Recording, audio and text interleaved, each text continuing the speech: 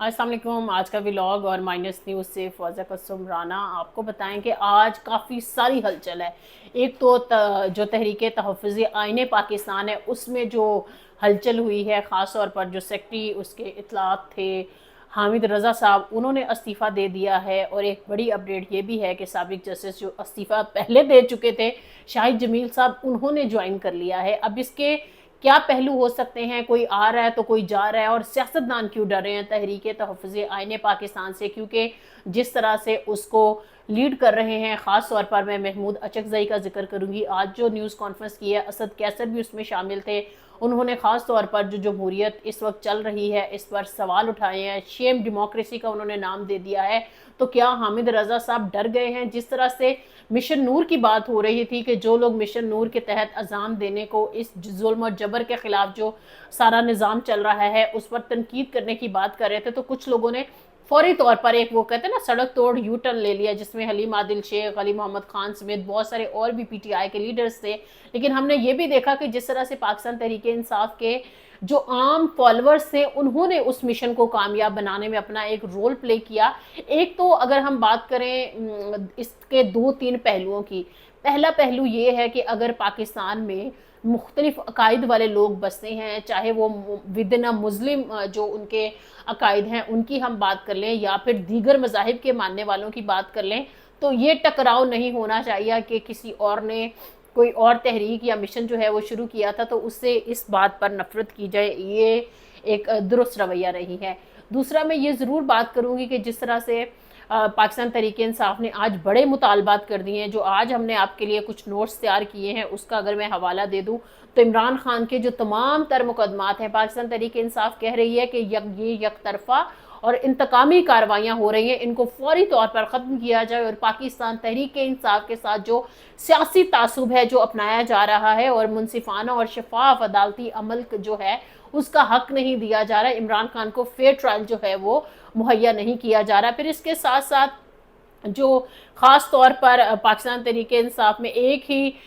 جرم پر بار بار جو عمران خان کا کہہ رہے ہیں کہ ٹرائل کیا جا رہا ہے وہ بند کیا جائے. عدلیہ پر دباؤ کے جو تمام تر اقدامات ہیں، خاص طور پر 26ویں آئینی ترمیم کے بعد سے ان کو ختم کیا جائے اور بغیر کسی خوف اور دباؤ کے جو پی ٹی آئی جو پیٹرن ان چیف ہیں عمران خان سابق وزیر اعظم، ان کو انصاف مہیا کیا جائے. اس کے ساتھ ساتھ اگر ہم ذکر کر لیں ان ساری چیزوں کا تو اس میں ہمیں ایک چیز یہ بھی نظر آ رہی ہے کہ جس طرح سے عمران خان کی بہن جو نورین خان ہے انہوں نے کہا ہے کہ اگر عمران خان پر جس طرح سے قید و بند کی صحبتیں اتنی آ جاتی ہیں کہ ان سے ملاقات نہیں کرنے دی جاتی ہے، تو انہوں نے کہا کہ اگر ہمیں ملاقات نہیں بھی کرنے دی جائے گی تو عمران خان کیا کہنا چاہتے ہیں وہ تب بھی جیل سے باہر آ جائے گا. یہ ایک بہت انٹرسٹنگ مجھے ڈیولپمنٹ لگی. تو آپ یہ دیکھیے. اور عمران خان نے بھی آج جو باہر گفتگو ہوئی ہے، ان کی جو گفتگو باہر آتی ہے ڈیالہ کے باہر، وہی ہم کوٹ کر رہے ہوتے ہیں سابق وزیر اعظم عمران خان کو. تو عمران خان نے کہا کہ میں ایک آزاد شہری ہوں اس ملک کا اور میں اپنی مرضی سے جو دل چاہے گا میں ٹویٹ کروں گا، میں لکھوں گا، میں بات کروں گا، مجھے کوئی روک نہیں سکتا ہے. اور اگر ہم شہری آزادیوں کی بات کریں تو یہ وہ بڑی بات ہے جو کہ شاید ہم کہتے ہیں نا کہ ہمارا 1973 کا آئین جو ہے وہ شہری آزادیوں کو حق آزادی رائے دیتا ہے، لیکن عملی طور پر اس کی جو مشکلات ہیں اس کا بھی ہم ذکر کر رہے ہوتے ہیں. پھر پاکستان تحریک انصاف کہہ رہی ہے کہ عمران خان وہ واحد لیڈر ہیں. اگر ہم سیاسی انتقامی مقدمات کی بات کریں تو سلمان صفدر جو ان کے لائر ہیں وہ کہتے ہیں توشہ خانہ اور سائفر سمیت بہت سارے اہم مقدمات میں وہ دیکھ رہے ہیں ایز اے وکیل. ان کا کہنا ہے کہ 300 سے زائد مقدمات جو ہیں وہ عمران خان بھگت رہے ہیں اور 300 سے 50 سے زائد جو وکالت نامے ہیں خاص طور پر وہ بھی جمع ہو چکے ہیں. اور سلمان صفدر کہتے ہیں کہ پاکستان کی ہسٹری میں ایسا پہلے کبھی بھی نہیں ہوا ہے. یہ فرسٹ ٹائم ہم دیکھ رہے ہیں کہ شاید کوئی ورلڈ ریکارڈ جو ہے وہ بن گیا ہے. اور 2 سال سے زیادہ کا ٹائم ہو گیا ہے جو عمران خان ہے وہ جیل میں ہیں اور وہ بھی ڈٹے ہوئے ہیں. عمران خان کہتے ہیں کہ میں جو ہے کسی قسم کی جو بارگین ہے سیاسی طور پر نہیں کروں گا. آج جو ان کی گفتگو سامنے آئی ہے انہوں نے واضح طور پر پھر کہہ دیا ہے کہ جو ہائبرڈ نظام ہے میں اس کو قبول نہیں کرتا ہوں. آپ یہ دیکھیں کہ عمران خان جب اقتدار میں تھا تو ہائبرڈ ڈیموکریسی کا طعنہ ان کو دیا جاتا تھا، لیکن اس وقت خواجہ آصف جو وزیر دفاع بھی ہے، بہت اہم پورٹ فولیو ہے گورنمنٹ کی طرف سے ان کے پاس، پاکستان مسلم لیگ نواز کے وہ ایک مرکزی رہنما ہیں، وہ خود کہتے ہیں کہ یہ ہائبرڈ نظام ہے. اب یہ ہائبرڈ نظام کیوں ضروری ہے پاکستان کے لیے، یہ بھی ایک بڑا سوال ہے۔ کیا واقعی میں ہم سیکیورٹی سٹیٹ جو شروع سے سنتے آ رہے ہیں کہ ہمیں اپنے قومی مفاد کے لیے، قومی انٹرسٹ جو ہے اس کے لیے ہمیں جو ہے جس طرح سے سوٹ کرے گا ہم اسی قسم کی جمہوریت جو پاکستان میں دیکھیں گے، لیکن اس جمہوریت نے انسانی حقوق جو ہیں جس طرح سے پامال کیے ہیں، ہمیں نظر آ رہا ہے کہ اس میں کافی مشکلات ہیں۔ کیونکہ یہ جو پولیٹیکل سائیڈ ہم ایک پارٹی کی آپ کو بتا رہے ہیں، کیونکہ اگر ہم اس جمہوری دور میں دیکھیں تو سب سے زیادہ ان کو مسائل کا سامنا ہے۔ دوسرا جو اہم ترین اپڈیٹ ہم آپ کو دیں گے، آپ نے دیکھا ہے کہ جو بلوچ یکجہتی کمیٹی کے لیڈران کو اریسٹ کیا گیا جعفر ایکسپریس میں اٹیک جو پہلی دفعہ ہوا تھا، اب تو دوبارہ سے ان کو ہم نے دیکھا ہے کہ جو حالیہ جو اٹیک ہوا یا نشانہ بنایا گیا، اس سے پہلے کہ ہم بات کریں کہ جب مہرنگ کو دیگر ساتھیوں سمیت اریسٹ کیا گیا، ابھی تک ان کی بیل نہیں ہوئی ہے اور ان کو مختلف مقدمات میں جو ہے وہ اپنا جو ٹرائل ہے وہ بھگتنا پڑ رہا ہے۔ تو اس کے لیے بلوچ یکجہتی کمیٹی کے جو لیڈران ہیں ان کی جو فیملیز تھی وہ اسلام آباد نیشنل پریس کلب کے سامنے سراپا احتجاج روڈ پر بیٹھے، تاحال ان کو 71 دن ہو چکے ہیں اور گورنمنٹ کی طرف سے کوئی بھی وفد ان سے ملاقات کے لیے نہیں آیا۔ لیکن آج کی اہم ترین جو اپڈیٹ ہے وہ یہ ہے کہ human rights commission of Pakistan کی جانب سے ایک وفد جو ہے وہ وہاں گیا، انہوں نے ان سے درخواست کی کہ آپ لوگ 71 دن سے دھوپ گرمی بارش میں بیٹھے ہیں اور آپ لوگوں نے جس طرح سے ایک مزاحمت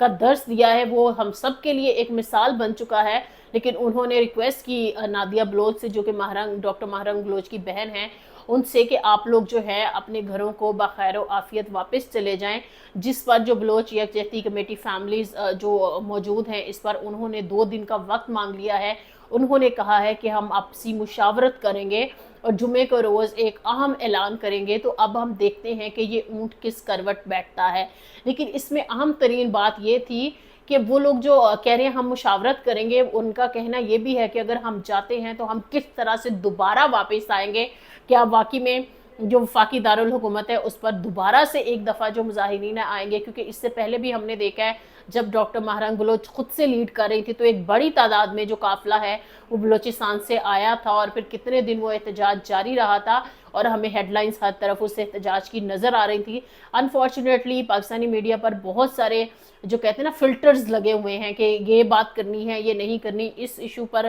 ڈسکشن ہونی ہے، اس پر نہیں ہونی، اس کو رپورٹ کرنا ہے نہیں کرنا، لیکن ڈیجیٹل میڈیا وہ کہتا ہے نا تار تار کر کے رکھ دیتا ہے ان تمام تر پابندیوں کو بھی اور تمام تر ایشوز ڈسکس کر لیتا ہے۔ کیونکہ نہ صرف یہ کہ یہ اتنا ایک اہم ایشو ہے جس کو اس طرح سے ہم مین سٹریم میڈیا پر نہیں دیکھتے ہیں، جو یہ پروٹیسٹ ہو رہا تھا اس کو ڈیجیٹل میڈیا نے تو کوریج دی۔ ایک اور اہم ترین ایشو ہم نے دیکھا کہ 2 دن پہلے جو تیرا پر جو دھماکہ ہوا ہے، جو بلاسٹ ہوا ہے، ابھی تک اس پہ بات ہو رہی ہے کہ کیا وہ دھماکہ تھا، کیا وہ اسلحہ بنانے کی وہاں فیکٹری تھی نہیں تھی، کیا کوئی آپریشن کیا گیا ہے، اور اس آپریشن میں جو ٹارگیٹڈ آپریشن ویسے بھی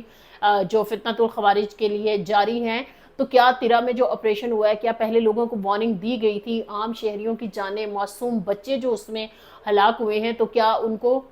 جن کی جان چلی گئی ہے تو ان کو وہاں سے خالی کیوں نہیں اس جگہ کو کرایا گیا اگر اس قسم کی کوئی کاروائی کرنی تھی۔ تو اس حوالے سے آج ایک اہم ترین جرگہ جو ہے وہ بھی ہوا ہے، معافی نامے کا مطالبہ آیا ہے لواحقین کی جانب سے اور اس پر مشاورت کے لیے وقت مانگ لیا گیا ہے۔ اس کے علاوہ جو سی ایم ہیں KPK کے، انہوں نے کمپنسیشن جو ہے وہ ان کے لیے دی اور ان کے لیے اعلان بھی کر دیا۔ تو اس ساری صورتحال میں ہم ایک چیز دیکھ رہے ہیں، کوئی کھچڑی سی پک رہی ہے، کہیں وہ گلگت بلتستان میں، کہیں وہ کشمیر میں اور کہیں وہ خیبر پختونخوا میں اور بلوچستان میں۔ تو یہ جو جن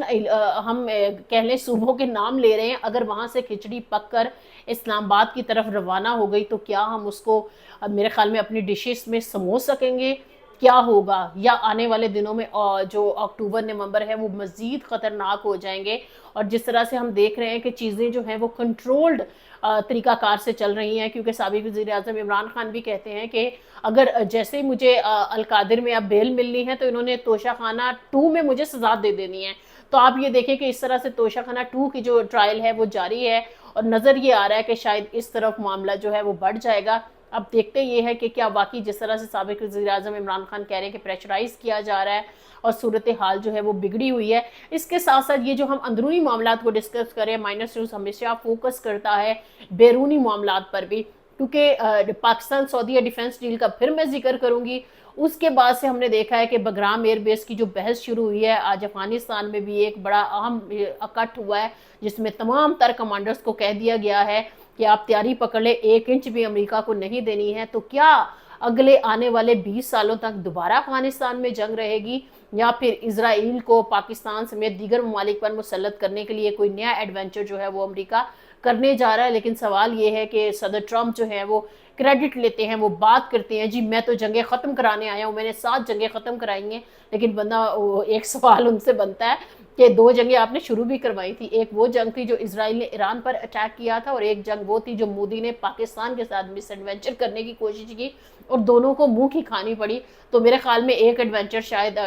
جو صدر ٹرمپ ہیں وہ بگرام ایئر بیس والا بھی کریں گے، لیکن اس کے بعد